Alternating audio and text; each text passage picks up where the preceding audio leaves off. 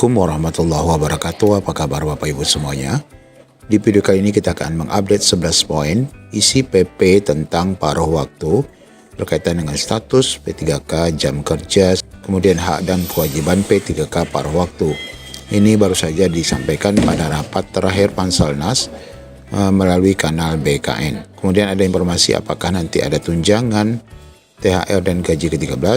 Mari kita simak informasi ini sampai selesai. Sebelum nanti kita akan jelaskan informasi konsep P3K paruh waktu yang ditayangkan di kanal BKN merupakan hasil rapat koordinasi terakhir pada hari ini tanggal 14 Januari 2024. Kita akan bacakan dulu hasil keputusan Kemenpan RB terkait kepastian status non-ASN yang tidak lolos seleksi ataupun rekan-rekan R2 R3 yang dicadangkan menjadi paruh waktu. Di mana di sini dalam keputusan disebutkan yang pertama, non-ASN yang tidak lulus P3K 2024 atau kalah perangkingan akan tetap dipekerjakan baik sebagai honor daerah maupun honor biasa. Artinya rekan-rekan sudah mengikuti tahapan sebagaimana edaran Pan RB tetap akan digaji di tahun 2025. Kemudian non-ASN yang sudah mengikuti tes namun tidak lulus atau tidak dapat formasi akan tetap diusulkan mendapatkan NIP dan menjadi P3K paruh waktu sebagaimana perencanaan awal. Kemudian ASN P3K paruh waktu tetap bekerja seperti biasa dengan jam dan beban kerja yang sama seperti biasa dari pagi hingga sore seperti sebelumnya. Inilah yang kita maksudkan bahwa P3K paruh waktu ini jam kerjanya adalah tidak ada pengurangan sama seperti layaknya rekan-rekan honorer bekerja selama ini. Kemudian ASN P3K paruh waktu akan tetap mendapatkan gaji dari daerah, artinya memang ini dianggarkan.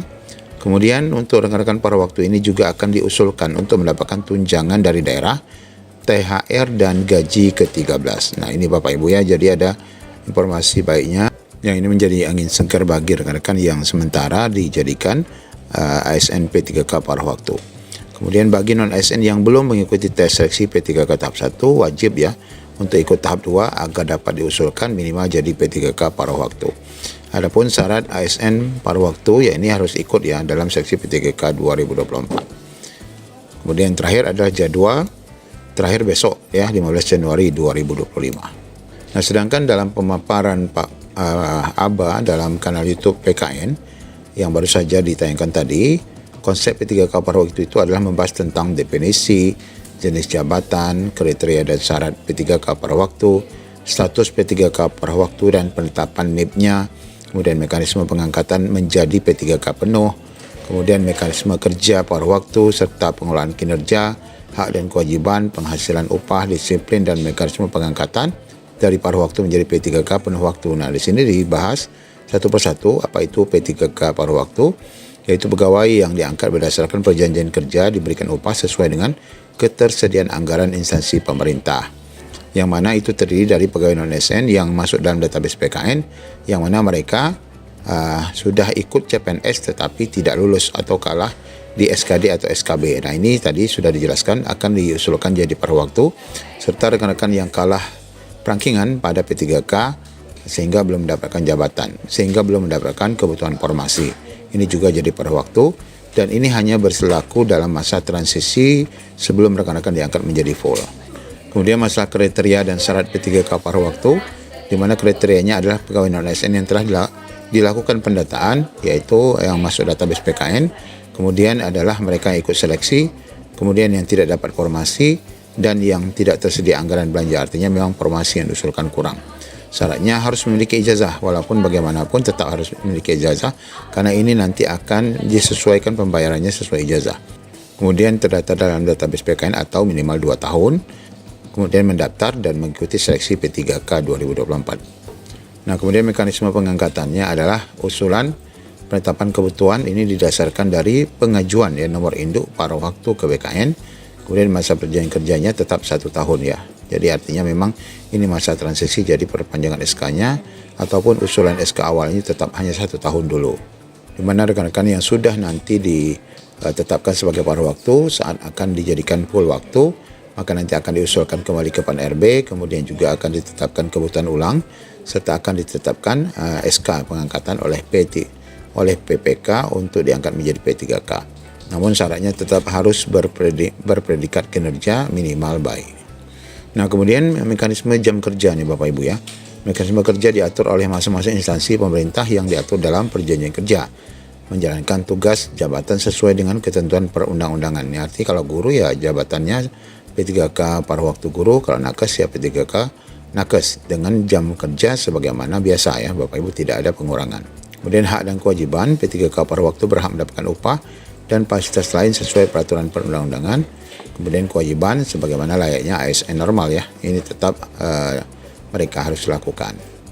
Nah, kemudian penghasilan upah ya, ini Bapak Ibu disebutkan ini nanti minimal tetap sebagaimana upah yang saat ini dibayarkan, yaitu honorer, atau juga bisa jadi upah minimum yang berlaku di suatu wilayah, atau yang pernah kita bahas yaitu sesuai dengan UMP ya, upah minimum provinsi atau regional.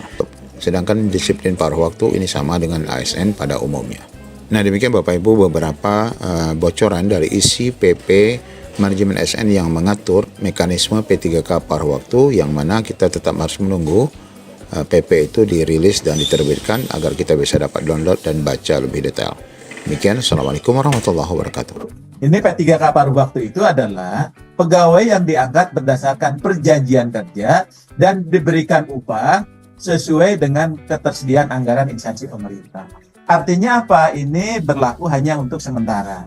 Bagi siapa? Pertama, bagi pegawai non-ASN yang terdaftar dalam pangkalan database BKN. Kemudian yang kedua adalah pelamar tadi yang ada dalam pangkalan database BKN itu, dia mendaftar dan mengikuti seleksi P3K tahap 1 atau dia tidak lulus seleksi CPNS.